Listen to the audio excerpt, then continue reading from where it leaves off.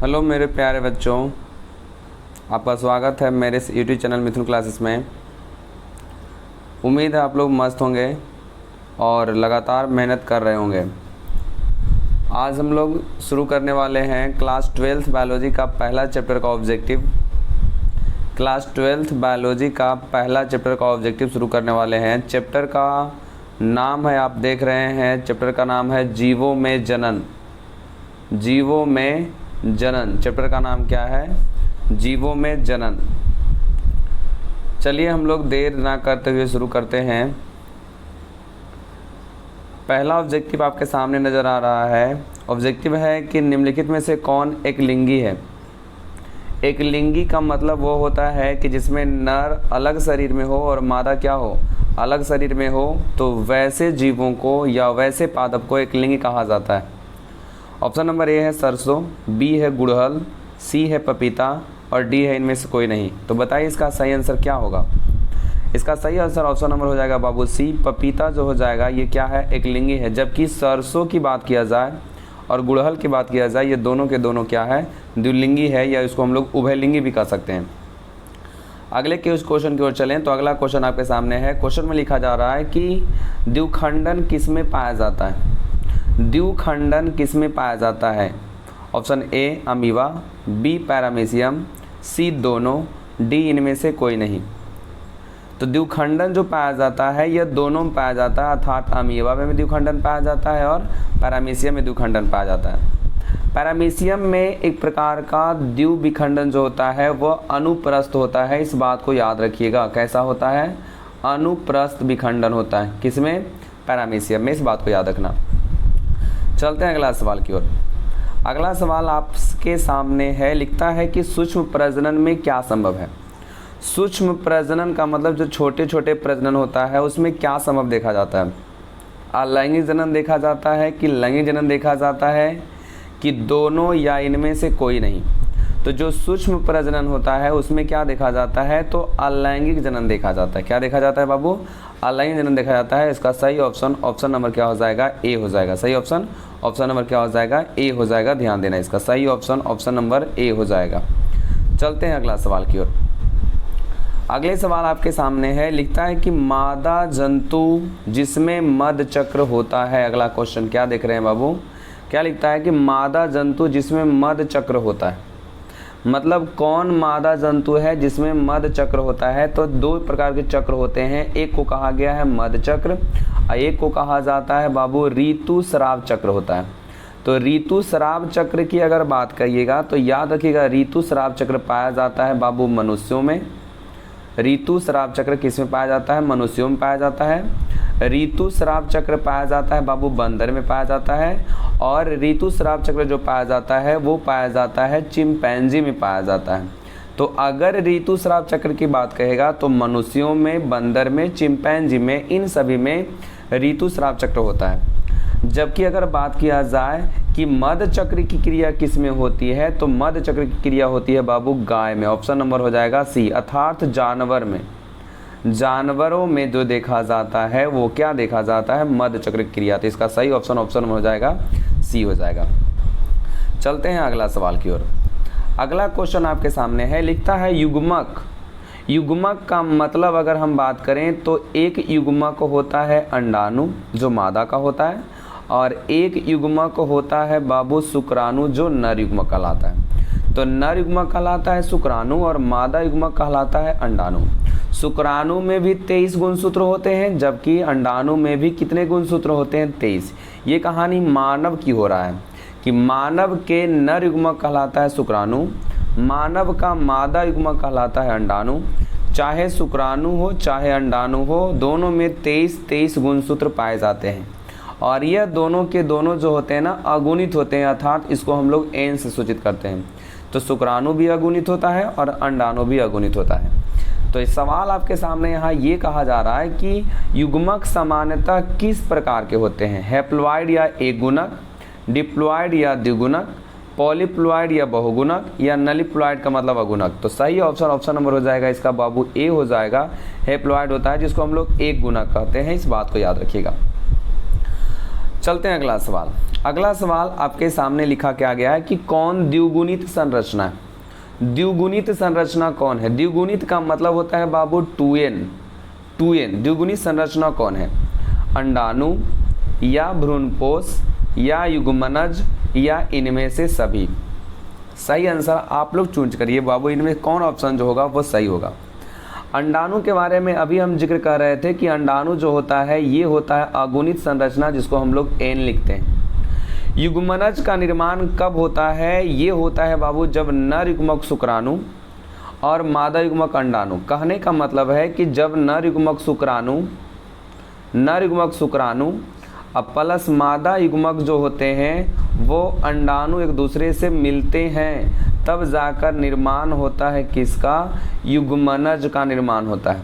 युग्मनज को हम लोग ना एक और नाम से जानते हैं जिसको हम लोग जाइगोट कहते हैं। युग्मनज को क्या कहते हैं? जाइगोट कहते हैं, जिसमें 23 गुणसूत्र इसका होता है और 23 गुणसूत्र अंडाणु का होता है। तो दोनों मिलाकर हो जाता है कितना गुणसूत्र? 46 गुणसूत्र हो जाता है। तो 46 गुणसूत्र जो होते हैं वो किसमें? युग्मनज में या जाइगोट में होते हैं। क्वेश्चन आपके सामने क्या नज़र आ रहा था कि क्वेश्चन नज़र आ रहा था कि द्विगुणित संरचना कौन है। तो इसका सही ऑप्शन नंबर हो जाएगा बाबू सी। युग्मनज जो है ना ये द्विगुणित संरचना है। भ्रूणपोष क्या है? तो भ्रूणपोष ना त्रिगुणित संरचना है, जिसको हम लोग ना 3n से लिखते हैं। इस बात को याद रखिएगा, बहुत महत्वपूर्ण क्वेश्चन है। भ्रूणपोष जो है ना वो त्रिगुणित संरचना है, जिसको हम लोग 3n से लिखते हैं। इस बात को याद रखना। भ्रूणपोष के निर्माण में क्या क्या भाग लेता है? तो भ्रूणपोष का जो निर्माण होता है वो कैसे होता है? तो याद रखिएगा, केंद्रीय जो कोशिका होते हैं उसका होता है 2n और एक नर युग्मक जो होता है वो होता है n। तो केंद्रीय कोशिका अर्थात ध्रुवीय कोशिका अर्थात 2n और एक नर कोशिका नर युग्मक आकर मिलता है, तब जाकर भ्रूणपोष का निर्माण होता है। और भ्रूण होता है वो 3n होता है, याद रखिएगा। चलते हैं अगले सवाल की ओर। अगला सवाल आपके सामने क्या नजर आ रहा है कि भ्रूणपोष वाले बीजों को क्या कहा जाता है? भ्रूणपोष वाले बीजों को क्या कहते हैं? एपोकॉर्पिक कहते हैं या बहुभ्रूणता कहते हैं या एंडोकॉर्पिक कहते हैं या एंडोस्पर्मिक कहते हैं। इसका सही आंसर हो जाएगा बुआ डी, एंडोस्पर्मिक कहते हैं। इसका सही आंसर ऑप्शन हो जाएगा डी, एंडोस्पर्मिक कहते हैं। चलते हैं बाबू अगले क्वेश्चन की ओर। अगला क्वेश्चन आपके सामने क्या लिखता है कि कौन एक लिंगी है? कौन एक लिंगी है? आप बताइए बाबू, बताइए कौन एक लिंगी है? सरसों है या गुड़हल या पपीता या मटर? ये क्वेश्चन फिर से दोहरा रहा है बुआ कि कौन एक लिंगी है। तो इसका सही ऑप्शन नंबर हो जाएगा पपीता, सी ऑप्शन हो जाएगा पपीता। द्विलिंगी में गुड़हल भी है, द्विलिंगी में मटर है, द्विलिंगी में सरसों है। ये तीनों के तीनों द्विलिंगी है, जिसको हम लोग उभयलिंगी के नाम से भी जानते हैं। चलते हैं अगले सवाल की ओर। अगला सवाल आपके सामने नज़र आ रहा है क्या चीज़ कि एनीमोफिली नामक परागन किसके द्वारा होता है? एनीमोफिली का याद रखना बुआ, इसको याद करने का तरीका एयर। तो एयर बाबू, ए से अ होता है तो एनीमोफिली, तो एयर का मतलब हवा। तो सही ऑप्शन नंबर हो जाएगा बाबू डी। ऑप्शन नंबर क्या हो जाएगा? डी हो जाएगा। ऑप्शन नंबर हो जाएगा डी, हवा के माध्यम से एनीमोफिली के द्वारा होता था। चलते हैं अगला सवाल। आगे आपके सामने क्या लिखा हुआ है?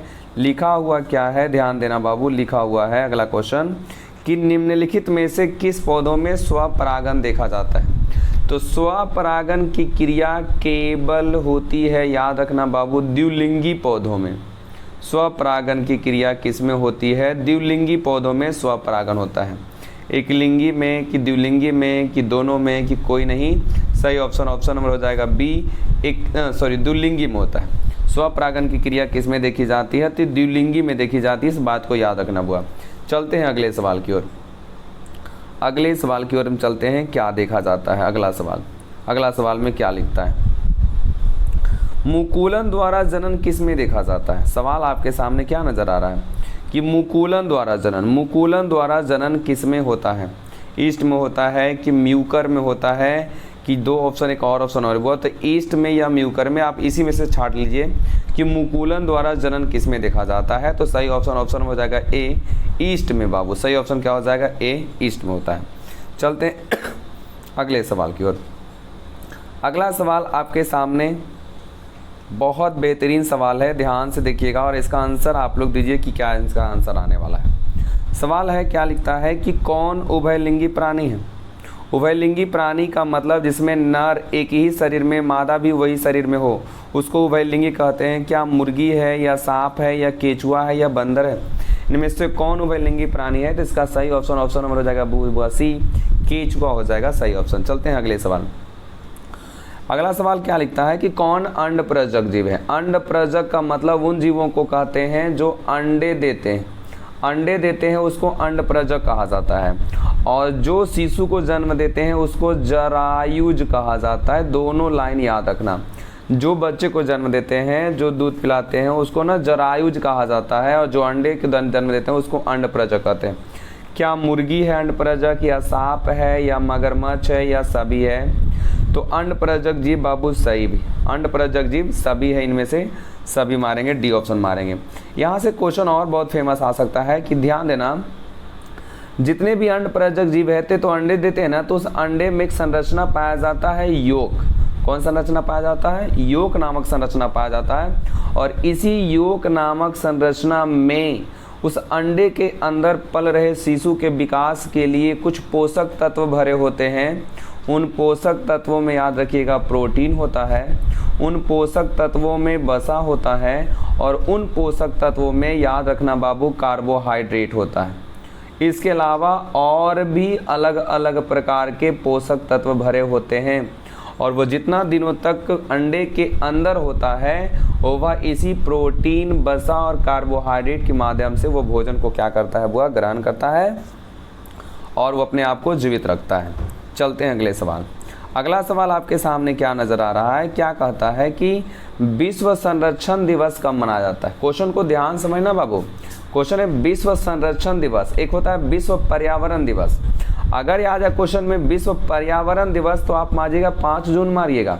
क्या मारिएगा, 5 जून। कब, जब विश्व पर्यावरण दिवस आएगा तब। पर सवाल यहाँ क्या है, विश्व संरक्षण दिवस कब मनाया जाता है। तो इसका सही ऑप्शन आप लगाइएगा विश्व संरक्षण दिवस 28 जुलाई, ऑप्शन नंबर हो जाएगा डी, 28 जुलाई को मनाया जाता है विश्व संरक्षण दिवस।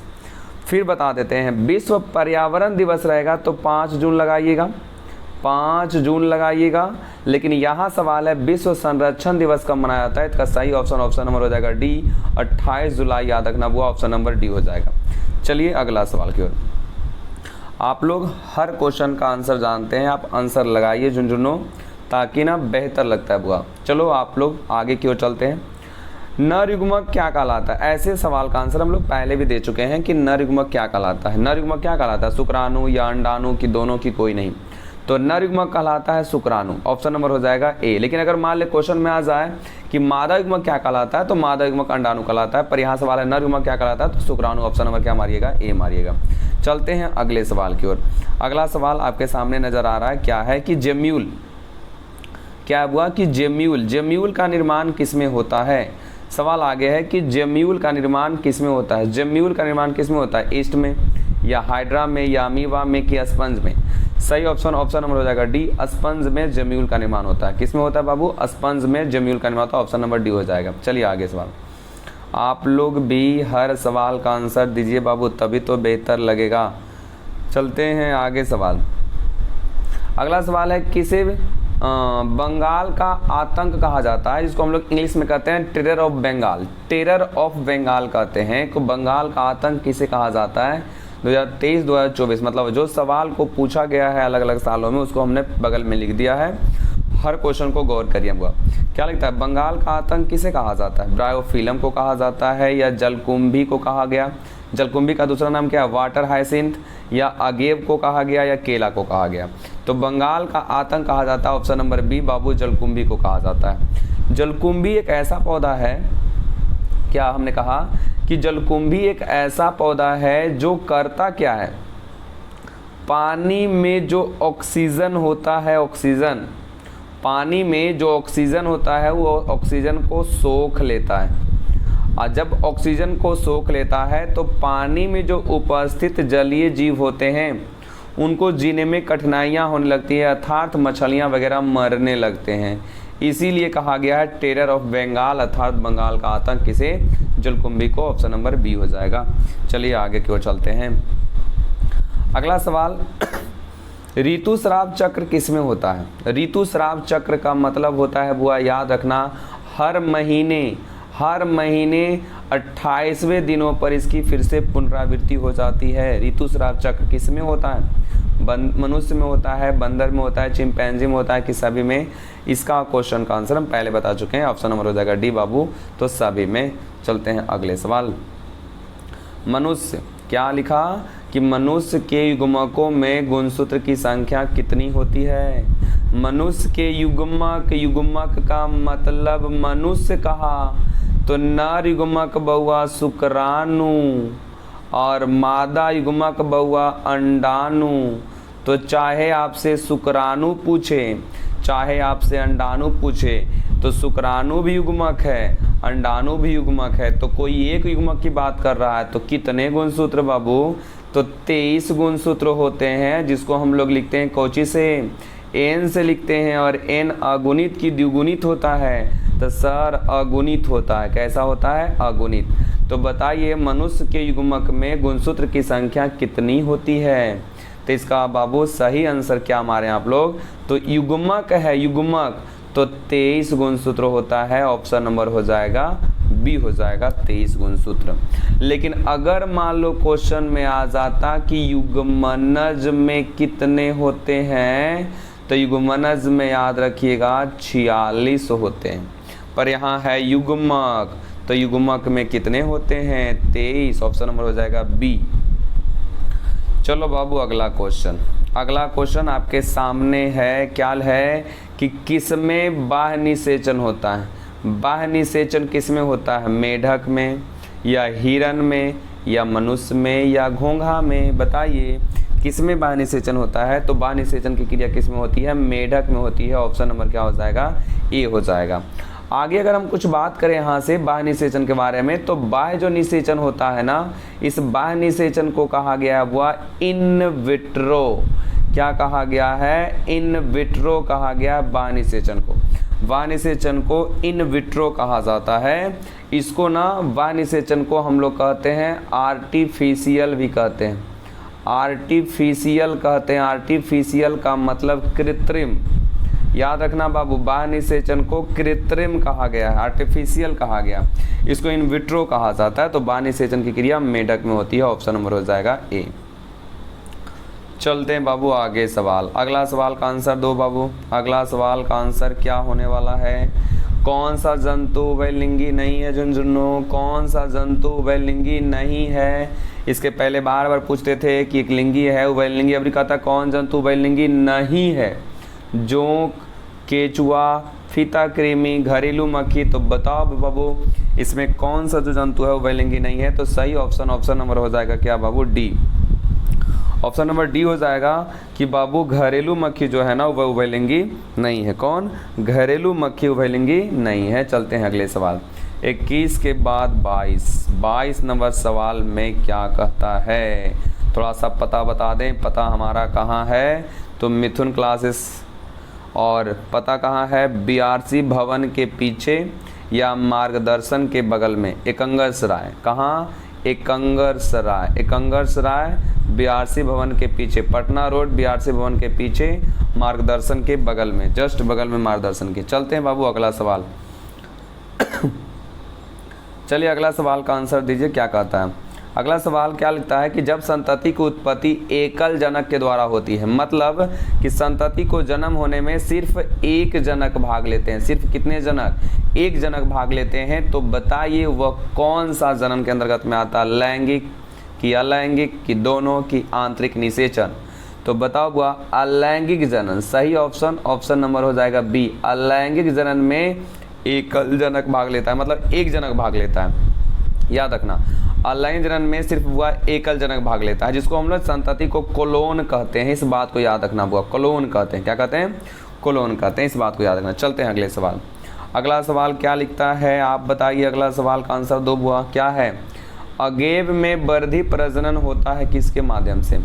अगेव में वर्धी प्रजनन किसी माध्यम से होता है झुंझुनू? तो इसका सही ऑप्शन नंबर हो जाएगा मेरे प्यारे झुंझुनू, ऑप्शन नंबर हो जाएगा ए, बुलबिल के द्वारा। ऑप्शन नंबर क्या हो जाएगा? ए, बुलबिल के द्वारा।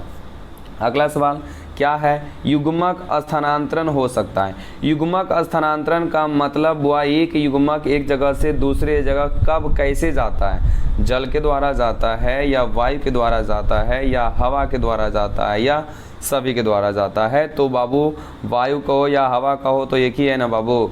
इसका सही ऑप्शन हो जाएगा डी। ऑप्शन क्या हो जाएगा? डी, सभी के माध्यम से युग्मक का स्थानांतरण होने लगता है। अगला सवाल आते हैं। अगला सवाल में क्या लिखा आ गया क्वेश्चन बुआ, एकदम ध्यान समझो। कौन ठहरे हुए पानी में उगता है और ऑक्सीजन को खींच लेता है?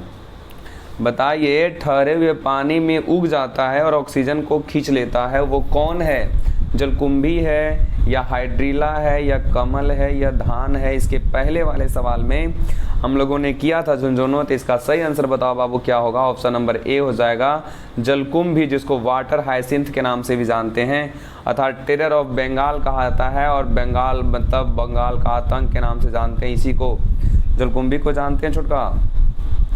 चलो अगला बता बुआ। अगला तो बहुत इजी सवाल छोटू, बहुत इजी सवाल है मेरे प्यारे बच्चों, बहुत इजी सवाल। अब खुद बताइए, मनुष्य अर्थात किस में? नर में। चूंकि मनुष्य तो नर और मादा दोनों होता है ना, पर यहाँ क्या पकड़ना है? नर में गुणसूत्र की संख्या कितनी होती है और कौन सा जीनोटाइप बता रहा है? 44+XY या 44+XX या 46+XX या 46+XY? अगर पकड़ना है तो ध्यान समझना। 46 यहाँ है, यहाँ देखो ये वाला ऑप्शन में 46 और 2 को इधर हो गया तो 48 हो गया बुआ, ये तो ऐसे ही गलत है। यहाँ भी देखो 46 और 2 क्या हो गया? 48, ये भी गलत है। बाकी बचा ऑप्शन ए और बाकी बचा ऑप्शन बी। तो नर में XY होता है और मादा में XX होता है। तो पूछा नर में, तो ऑप्शन क्या मारिएगा? ए मारिएगा। चलते हैं अगले सवाल। अगला सवाल कहा गया क्या? किसमें जल परागन होता है? जल के माध्यम से परागन की क्रिया किसमें होती है? जलकुंभी में कि कमल में कि हाइड्रीला में कि कोई नहीं? तो सही ऑप्शन नंबर हो जाएगा बउआ सी, हाइड्रीला में। अगर जलकुंभी और कमल की बात करें तो इन दोनों में बउआ कीट के माध्यम से देखा जाता है। किसके माध्यम से? कीट के माध्यम से ज़्यादातर देखा जाता है। तो जल परागन की क्रिया हाइड्रीला में होती है। अगला सवाल बताइए छोटू। अगला सवाल आपके सामने क्या लिखा? अगला सवाल ध्यान से समझो। मानव युग्मकों में गुणसूत्रों की कितनी संख्या होती है? फिर सवाल आ गया, युग्मक कह रहा है बुआ, युग्मक में कितने गुणसूत्र होते हैं? 21 या 23 या 44 या 46? तो युग्मक में कितने गुणसूत्र होते हैं? ऑप्शन नंबर बी बउआ, 23 गुणसूत्र पाए जाते हैं। चलें आगे। अगला सवाल आपके सामने है। क्या लिखता है कि कौन कीटभक्षी पौधा है? कीटभक्षी पौधा कौन है? ड्रोसेरा या नेफेंथिस या दोनों या इनमें से कोई नहीं? तो जो कीटभक्षी पौधा है वो कौन है? वो ड्रोसेरा भी है, नेफेंथिस है। तो ऑप्शन हो जाएगा सी बाबू, दोनों के दोनों हो जाएगा। चलिए अगला सवाल। अगला सवाल आपके सामने है कि वायु परागित पुष्प सामान्यतः होते हैं। वायु परागित पुष्प कैसे होते हैं? आकर्षक होते हैं या छोटे होते हैं या रंगहीन होते हैं या छोटे और रंगहीन दोनों होते हैं? तो इसका सही ऑप्शन हो जाएगा डी, छोटे और रंगहीन दोनों होते हैं। ऑप्शन नंबर हो जाएगा डी। अगला आइए, गेमा कप। गेमा कप द्वारा जनन होता है। गेमा कप को जेमा कप भी कभी कभी लिखता है। तो गेमा कप द्वारा जनन किस में होता है? टेरिडोफाइट में होता है या ब्रायोफाइट में होता है या जिम्नोस्पर्म में या इनमें से कोई नहीं? गेमा कप को हम लोग 11th में पढ़े हैं, 11th में। तो इसका सही ऑप्शन बी हो जाएगा, ब्रायोफाइट। कहाँ हो जाएगा बुआ? ब्रायोफाइट हो जाएगा। चलिए अगला सवाल। पेनिसिलियम क्या उत्पादित करता है? पेनिसिलियम उत्पादित करता है क्या? मेटोस्पोर या जूस्पोर करता है या बउआ या मियोस्पोर करता है या मियोस्पोर या ए और सी दोनों? तो सही ऑप्शन ए और सी दोनों हो जाएगा। ऑप्शन नंबर डी हो जाएगा। चलिए अगला सवाल। इमैस्कुलेशन, इमैस्कुलेशन या विपुंसन, इमैस्कुलेशन को ही कहते हैं हिंदी में विपुंसन। किससे संबंधित है? बड़े पैमाने पर चयन से या क्लोनल चयन से या संकरण से या शुद्धरेखा से। तो इमैस्कुलेशन या विपुंसन जो है वो संबंधित है किससे? संकरण से संबंधित है। ऑप्शन नंबर हो जाएगा सी। और विपुंसन होता क्या है बुआ? तो विपुंसन का मतलब होता है कि अगर कोई फूल है, अगर कोई क्या है? फूल है। अगर कोई क्या है बुआ? फूल है। तो होता क्या है ना कि फूल में ये मान लेते हैं इस प्रकार से कोई ना कोई ऐसे फूल था बुआ, इस प्रकार से कोई ना कोई हमने क्या बना लिया? फूल बना लिया। और अगर इस फूल में ये वाला जो है परागकण, सॉरी पुंकेसर वाला भाग है, अगर पुंकेसर को काट करके हटा दें ताकि इसका परागकण इस पर ना बैठ पाए, यह हटने की क्रिया क्या कहलाती है? विपुंसन कहलाती है। मतलब स्वयं परागकण से परागण की क्रिया ना हो तो क्या? संकरण से। ऑप्शन नंबर सी मारिएगा, संकरण बुआ। चलिए आगे। पादपों में क्या क्वेश्चन है? पादपों में उभयस्थानी या एम्फीबियन किससे संबंधित है? पादपों में उभयस्थानी का मतलब होता है जल में भी रहता है और स्थल पर भी रहता है। तो किससे संबंधित है? तो बहुत इंपॉर्टेंट क्वेश्चन है। इसका सही ऑप्शन नंबर हो जाएगा बुआ बी, ब्रायोफाइट। सही ऑप्शन नंबर क्या हो जाएगा? B, bryophyte. Option number B, bryophyte. चलिए अगला सवाल। समयुग्मक क्या लिखता? समयुग्मक पाए जाते हैं मेढक में या फ्यूकस में या पक्षी में या क्लेडोफोरा में। तो समयुग्मक पाए जाते हैं। सही ऑप्शन नंबर हो जाएगा बुआ डी, क्लेडोफोरा में। क्या हो जाएगा? डी ऑप्शन नंबर क्लेडोफोरा हो जाएगा। आगे सवाल आइए। अगला सवाल आपके सामने है, क्या है? पार्थेनोजेनेसिस शब्द किसके द्वारा निर्माण किया गया था? पार्थेनोजेनेसिस शब्द किसके द्वारा निर्माण किया गया था? बोबेरी के द्वारा, ओवेन के द्वारा, सटन या जोहानसन? तो पार्थेनोजेनेसिस जो शब्द है वो निर्माण किया गया था, वो याद रखना, ओवेन के माध्यम से। ऑप्शन नंबर हो जाएगा बी, ओवेन के माध्यम से। अगला सवाल। पैरामीशियम में क्या लिखता है कि पैरामीशियम में किस प्रकार का द्विविखंडन होता है? पैरामीशियम में किस प्रकार का द्विविखंडन होता है? सरल होता है, अनुप्रस्थ होता है, अनुदैर्घ्य होता है या ओब्लिक होता है? तो सही ऑप्शन नंबर हो जाएगा बी, अनुप्रस्थ होता है। क्या हो जाएगा? ऑप्शन नंबर बी, अनुप्रस्थ होता है। हाइड्रा एवं ईस्ट में क्या क्या कहा हुआ? हाइड्रा और ईस्ट में जनन होता है कैसा? हाइड्रा और ईस्ट में जनन क्या होता है? विखंडन या मुकुलन या अपखंडन या बीजाणु जनन। तो हाइड्रा और ईस्ट जो है ना बाबू, उस हाइड्रा और ईस्ट में जो क्रिया होती है वो मुकुलन के माध्यम से होता है। ऑप्शन नंबर क्या हो जाएगा? बी, मुकुलन। क्या मारिएगा? बी, मुकुलन। अगला सवाल आइए। अगला सवाल क्या है? अदरक और हल्दी में कायिक प्रवर्धन किसके माध्यम से होता है? अदरक और हल्दी में कायिक प्रवर्धन किसके माध्यम से होता है? क्या राइजोम है या प्रकंद है या दोनों या इनमें से कोई नहीं? तो राइजोम जो है ना बुआ वो इंग्लिश शब्द है और इसी का हिंदी शब्द क्या है? प्रकंद। तो ऑप्शन नंबर किसको टिक करेंगे बाबू? सी को टिक करेंगे। ऑप्शन नंबर हम लोग किसको टिक करेंगे? तो सी को टिक करेंगे। किसको टिक करेंगे? तो सी को टिक करेंगे। अगले सवाल की ओर आते हैं। अगला सवाल आपके सामने क्या नजर आ रहा है? आपका अगला सवाल नजर आ रहा है, क्या नजर आ रहा है कि जलकुंभी या जल हायसिंथ में कायिक प्रवर्धन किसके माध्यम से होता है? मतलब जलकुंभी में कायिक प्रवर्धन किसके माध्यम से होता है? राइजोम या कंद या बुलबिल या भोस्तारिका? तो सही ऑप्शन हो जाएगा बुआ डी। ऑप्शन नंबर क्या हो जाएगा? डी, भोस्तारिका के माध्यम से। किसके माध्यम से? भोस्तारिका के माध्यम से देखा जाता है। किसके माध्यम से देखा जाता है? भोस्तारिका के माध्यम से देखा जाता है। अगला सवाल आपके सामने क्या? आलू में कायिक प्रवर्धन क्या है बुआ? आलू में कायिक प्रवर्धन किसके माध्यम से होता है? प्रकंद या कंद या बुलबिल या भूस्तारिका? आलू में कायिक प्रवर्धन किसके माध्यम से होता है? तो याद रखना वो ऑप्शन नंबर बी, कंद के माध्यम से। आलू में कायिक प्रवर्धन कंद के माध्यम से होता है। ऑप्शन नंबर क्या हो जाएगा? ए हो जाएगा। अगला सवाल आइए। अगला सवाल क्या लिखता है झुंझुनों? क्या लिखता है? कोनिडिया का निर्माण कौन करता है? मेरे प्यारे बच्चों बताइए, कोनिडिया का निर्माण कौन करता है? स्पंज करता है या पेनिसिलियम या क्लेमाइडोमोनास या हाइड्रा? बताइए बाबू कि कोनिडिया का निर्माण कौन करता है? तो सही ऑप्शन नंबर हो जाएगा बी, पेनिसिलियम। पेनिसिलियम से बाबू अलेक्जेंडर ने एंटीबायोटिक को निर्माण किया था। तो पेनिसिलियम सही ऑप्शन क्या हो जाएगा? पेनिसिलियम। सही ऑप्शन पेनिसिलियम हो जाएगा। अगला सवाल की ओर आते हैं। अगले सवाल में लिखता है कि टेंटेकल्स क्या लिखता है बाबू? कि टेंटेकल्स नामक संरचना किस में पाई जाती है। टेंटेकल्स नामक संरचना किस में पाई जाती है, स्पंज में या पेनिसिलियम में या क्लेमाइडोमोनास में या हाइड्रा में। तो हाइड्रा में सही ऑप्शन क्या हो जाएगा वो, हाइड्रा। हाइड्रा में टेंटेकल्स नामक संरचना मिलती है। अगले सवाल की ओर आते हैं, 44 नंबर सवाल। 44 नंबर सवाल में क्या लिखता है कि क्लोन या एक पुंजक का निर्माण किसके माध्यम से होता है। ये सवाल पहले हो चुका है, अगर गौर से समझते होंगे तब, कि क्लोन या एक पुंजक का निर्माण किस में हुआ है, लैंगिक जनन में या अलैंगिक जनन में या दोनों या इनमें से कोई नहीं। तो क्लोन या एक पुंजक का जो निर्माण होता है वो होता है अलैंगिक जनन में, जिसमें जीवों का सिर्फ एक शरीर ही भाग लेता है। कितना शरीर, एक शरीर। तो एक शरीर से निर्माण हुए जीवों को हम लोग क्लोन या एक पुंजक कहते हैं। चलिए बुआ अगले सवाल। अगले सवाल आप खुद बताइए क्या लिखता है, केला।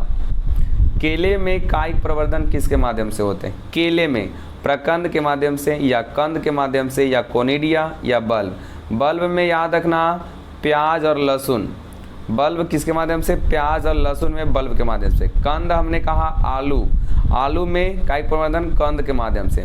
कोनिडिया पेनिसिलियम निर्माण करता है कोनिडिया, तो सही ऑप्शन क्या हो जाएगा, ए। तो याद रखना बुआ प्रकंद के माध्यम से कायिक प्रवर्धन केले में प्रकंद के माध्यम से होता है। तो केला हो जाए या आपको बउआ केला, अदरक और हल्दी में प्रकंद, याद रखना ऑप्शन नंबर ए। अगला सवाल, प्याज और लहसुन में कायिक प्रवर्धन, अभी बोले थे बुआ कि प्याज और लहसुन में कायिक प्रवर्धन किसके माध्यम से होता है, तो ऑप्शन नंबर हो जाएगा बुआ डी, बल्ब के माध्यम से होता है। अगले सवाल की ओर आइए। कहता है निम्न में कौन सा पौधा, बहुत बहुत इंपॉर्टेंट क्वेश्चन, एकदम इंपॉर्टेंट बुआ, VVI क्वेश्चन यहाँ है। कहता बहुत, ये दोनों के दोनों क्वेश्चन VVI है, 47 भी और 48 भी। लिखता है कि निम्न में कौन सा पौधा पूरे जीवन काल में सिर्फ एक बार पुष्पन की क्रिया करता है। पूरे जीवन काल में सिर्फ एक बार पुष्पन की क्रिया करता है, वो कौन है, आम है या बांस है या पपीता या इनमें से सभी। तो पूरे जीवन काल में सिर्फ एक बार पुष्पन की क्रिया करने वाला बांस है। ऑप्शन नंबर बी हो जाएगा, बम्बू बांस है वो। अगले सवाल, ये भी सवाल एकदम वैसे खतरनाक है कि कौन 12 वर्षों में एक बार पुष्पन की क्रिया करता है। सोचो बुआ, 12 वर्ष में सिर्फ एक बार पुष्पन की क्रिया कौन करता है, बांस या नीला कुरेंजी या एस्ट्रोबिलेंथस कुथियाना या बी और सी दोनों, मतलब नीला कुरेंजी और एस्ट्रोबिलेंथस कुथियाना, ये दोनों के दोनों बुआ एक ही पौधा पर नाम क्या है, अलग अलग है। तो इसका सही ऑप्शन आप खुद मार सकते हैं, वो ऑप्शन नंबर हो जाएगा डी। क्या हो जाएगा, ऑप्शन नंबर हो जाएगा डी हो जाएगा। अगला सवाल आइए, कौन एक लिंगी है। एक लिंगी कौन है बउआ, तिलचट्टा, खजूर की, मोर की, सभी। आप खुद बताइए एक लिंगी कौन है। एक लिंगी हम लोग किसको कहते हैं, तो एक लिंगी बुआ इनमें से सभी हो जाएगा, ऑप्शन नंबर हो जाएगा डी, सभी के सभी क्या है, एक लिंगी है। सभी के सभी क्या है बुआ, एक लिंगी है, याद रखना। अगले सवाल की ओर आते हैं। अगला सवाल आपके सामने क्या लिखता है, लिखता है बुआ कि कौन द्विलिंगी, इसके पहले एक लिंगी, अब की बार क्या लिखता है, द्विलिंगी है। स्पंज या तरबूज या बंदर या पपीता। तो बताओ बुआ इनमें से कौन द्विलिंगी है, तो केवल बुआ स्पंज, ऑप्शन नंबर क्या हो जाएगा, ए, जो द्विलिंगी है। अगला फिर कहता कौन द्विलिंगी है, मटर है कि जोंक है कि नारियल की, सभी है। तो अगर द्विलिंगी की बात किया जाए तो द्विलिंगी में मटर भी है, जोंक भी है, नारियल है, इसका मतलब सभी के सभी। ऑप्शन नंबर क्या हो जाएगा, डी हो जाएगा, ऑप्शन नंबर डी हो जाएगा। चलिए आगे सवाल की ओर आते हैं। अगला सवाल क्या लिखता है, अगले सवाल की ओर। अगला सवाल में लिखता है, गौर से अगर समझें तो ध्यान देना अगला सवाल की ओर। हाँ, अगला सवाल आपके सामने क्वेश्चन नंबर कितना है बउआ, तो 52। किस में समयुग्मक का निर्माण होता है। समयुग्मक का निर्माण किस में होता है, फ्यूकस में या मानव में या क्लेडोफोरा में या इनमें से सभी। तो जो समयुग्मक बनता है वो बनता है क्लेडोफोरा में। ऑप्शन नंबर क्या हो जाएगा बुआ, सी हो जाएगा। अगले सवाल, बहुत बहुत बहुत बेहतरीन क्वेश्चन। मगरमच्छ का जीवन काल क्या होता है। जीवन काल का मतलब होता है जन्म से लेकर प्राकृतिक मृत्यु तक के काल को जीवन काल कहते हैं। तो मगरमच्छ का बताओ बुआ जीवन काल कितना होता है। मगरमच्छ का जीवन काल कितना होता है, 65 या 90 या 35 या 60। तो मगरमच्छ का जीवन काल ऑप्शन नंबर हो जाएगा डी, 60 होता है। कितना होता है बुआ, 60 होता है। अगला सवाल, हाथी का जीवन काल बताइए कि हाथी का जीवन काल कितना होता है। हाथी का जीवन काल कितना होता है, 65 वर्ष या 60 वर्ष या 90 वर्ष या 100 वर्ष। तो हाथी का जो जीवन काल होता है वो 65 वर्ष होता है। ऑप्शन नंबर क्या हो गया? ए। अगला सवाल 55 बहुत बेहतर सवाल, ये भी बहुत बेहतर वीवीआई सवाल है बुआ एवं वीवीआई सवाल। क्या जीवन काल निर्भर नहीं करता है किसके ऊपर? जीवन काल, ये जो जीवन काल है वो निर्भर नहीं करता है किसके ऊपर? आकार के ऊपर निर्भर नहीं करता, आकृति के ऊपर, कि दोनों या इनमें से कोई नहीं। तो जीवन काल बुआ ना आकार पर निर्भर करता है ना आकृति पर निर्भर करता है, अर्थात इनमें से कोई नहीं। तो अगले सवाल की ओर चलते हैं। अगला सवाल क्या है? अगला सवाल आपके सामने क्या है? लिखता है कि निम्नलिखित में किसे अमर कहा गया? अमर का मतलब वो नहीं मरेगा कभी, तो किसे कहा गया? कछुआ को या तोता को या अमीबा को या बत्तख को? अब खुद बताओ बुआ सोच करके इसका सही आंसर क्या होने वाला। सोचिए और बताइए इसका सही आंसर क्या होने वाला। तो साफ साफ तो नज़र आ रहा बुआ कि अमर किसे कहा जा सकता है? अमर कहा जाता है अमीबा को, अमीबा को अमर कहा जाता है, था एकोस्की जीवों को अमर कहा गया। अगला सवाल आपके सामने क्या है? कायिक जनन निम्नलिखित में से किस प्रकार का है? कायिक जनन जड़ के माध्यम से, स्तंभ या पत्ती या सभी? तो कायिक जनन की क्रिया जो देखी जाती है ना बुआ वो बाबू सभी के माध्यम से, स्तंभ भी हो गया, जड़ भी हो गया और पत्ती भी हो गई। अगला सवाल जंतु जो शिशुओं को जन्म देता है क्या कहलाता है? जंतु जो शिशुओं को जन्म देता है क्या कहलाता है? जंतु जो शिशुओं को जन्म देता है क्या कहलाता है? अंडक या जरायुज या उभयचर या द्विलिंगी? ऐसे सवाल का आंसर हम आपको पहले बता चुके हैं बुआ कि जो जंतु शिशु को जन्म देता है उसको हम लोग कहते हैं जरायुज। ऑप्शन नंबर हो जाएगा बी। क्या हो जाएगा? बी, जरायुज हो जाएगा। क्या हो जाएगा? जरायुज हो जाएगा। ऑप्शन नंबर बी हो जाएगा। अगला सवाल चूहा। अगला सवाल में लिखता है कि चूहा में कितने गुणसूत्र पाए जाते हैं? ये जो चूहा आप देख रहे हैं इस चूहा में कितने गुणसूत्र पाए जाते हैं? तो ऑप्शन नंबर हो जाएगा बुआ इसका 59 ना, 59 का ऑप्शन नंबर हमारा हो जाएगा ए। 42 गुणसूत्र पाए जाते हैं चूहा में। कितने? 42 गुणसूत्र पाए जाते हैं। अगला सवाल आपके सामने 60। प्याज में कितने गुणसूत्र पाए जाते हैं? प्याज में कितने गुणसूत्र पाए जाते हैं? 16 की 42 की 32 की 12? तो प्याज में गुणसूत्रों की संख्या 32 होती है। ऑप्शन नंबर हो गया सी हो गया। अगले सवाल कारा पादप क्या है? यही सवाल में गड़बड़ाए थे बुआ कि कारा पादप क्या है? उभय लिंगाश्रयी या एक लिंगाश्रयी या दोनों या इनमें से कोई नहीं? तो कारा जो पादप है वो क्या है? तो उभय लिंगाश्रयी है। उभय लिंगाश्रयी का मतलब एक ही शरीर में नर भी और उसी शरीर में क्या चीज? मादा। तो कारा पादप क्या है? उभय लिंगाश्रयी। अगला मार्केंसिया पादप क्या है? मार्केंसिया पादप क्या है? उभय लिंगाश्रयी या एक लिंगाश्रयी या दोनों या इनमें से कोई नहीं? तो जो मार्केंसिया जो पादप है वो कैसा है? एक लिंगाश्रयी। एक लिंगाश्रयी। ऑप्शन नंबर क्या हो गया बुआ? बी हो गया। अगले सवाल की ओर चलें तो किसमें बाह्य निषेचन होता है? किसमें बाह्य निषेचन होता है? बाह्य निषेचन किसमें होता है? मेढक में, हिरन में, मनुष्य में या घोंघा में? तो बाह्य निषेचन की क्रिया किसमें होती है? तो मेढक में होती है। ब्रायोफिलम मेरे प्यारे बच्चों इसका आंसर बताओ बुआ। हम लोग पहले भी पढ़ चुके हैं, 10th में पढ़े हैं, 11th में पढ़े हैं, 12th में ही पढ़ रहे हैं कि ब्रायोफिलम में वर्धी प्रजनन किसके माध्यम से होता है? ब्रायोफिलम में वर्धी प्रजनन किसके माध्यम से होता है? पुष्प कलिकाओं से या पत्तियों से या बीज से या जड़ से? तो ब्रायोफिलम जो होता है वो पत्तियों से, जिसको हम पत्थर चट्टा कहते हैं। ब्रायोफिलम को ना पत्थर चट्टा भी कहते हैं, इस बात को याद रखना। तो वो पत्तियों के माध्यम से नई कलियां निकलती है। तो ऑप्शन नंबर बी हो जाएगा। अगला सवाल अंडाशय से अंडा निकलने की प्रक्रिया को क्या कहते हैं? मतलब 14वें दिन क्या होता है? ग्राफियन पुटिका फटती है तो अंडाशय उसी के अंदर होता है। अब बताओ ग्राफियन पुटिका फटती है तो 14वें दिन एक अंड का निर्माण होता है, उस अंड की क्रिया को अंडोत्सर्ग कहते हैं। ऑप्शन नंबर क्या हो जाएगा? सी हो जाएगा। अगले सवाल किसमें पादप का या गुणित होता है? किसमें पादप का या गुणित होता है बउआ? मेरे प्यारे रसगुल्लो, मेरे प्यारे झुंझुनों, बताओ बुआ इसमें कि किसमें पादप का या गुणित होता है? शैवाल में, ब्रायोफाइटस में या कवक में या इनमें से सभी? तो इसका ऑप्शन इनमें से सभी हो जाएगा। ऑप्शन नंबर हो जाएगा डी कि पादप का या गुणित होता है। ऑप्शन नंबर डी हो जाएगा बुआ। अगला सवाल कौन उभयलिंगी नहीं है?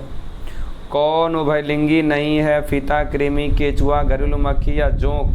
तो उभयलिंगी नहीं है बुआ। कौन हमारा? घरेलू मक्खी उभयलिंगी नहीं है। अगले सवाल की ओर 68 आ जाइए। 68 नंबर जो सवाल है उसमें क्या लिखा?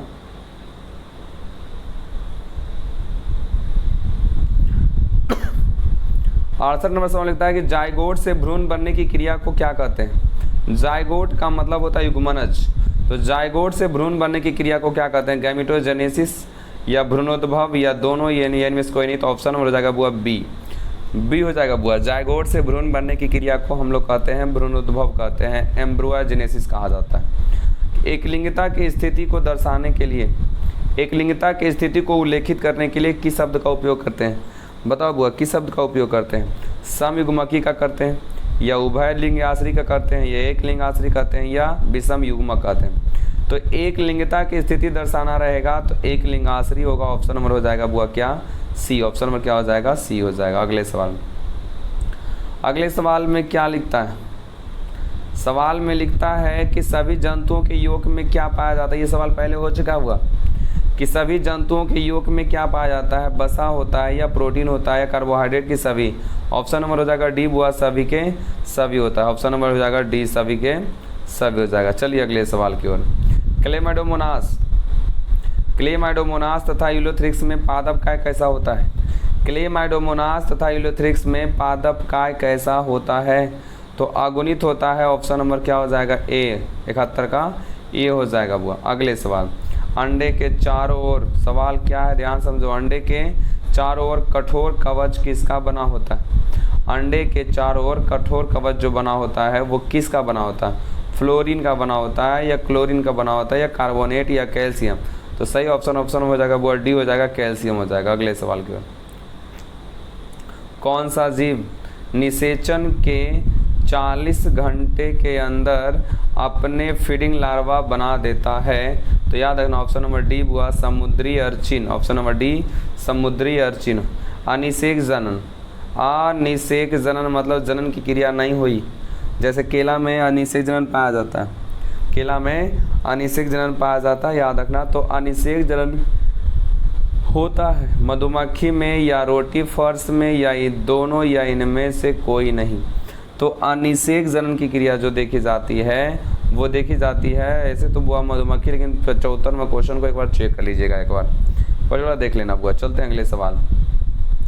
क्लेमाइडोमोनास, क्लेमाइडोमोनास के किस युग्मक में मादा युग्मक में कसाविका नहीं पाई जाती है लेकिन नर युग्मक में पाई जाती है? तो सही ऑप्शन क्या होगा? सम युग्मक, या विषम युग्मक, या असम युग्मक, या इनमें से सभी?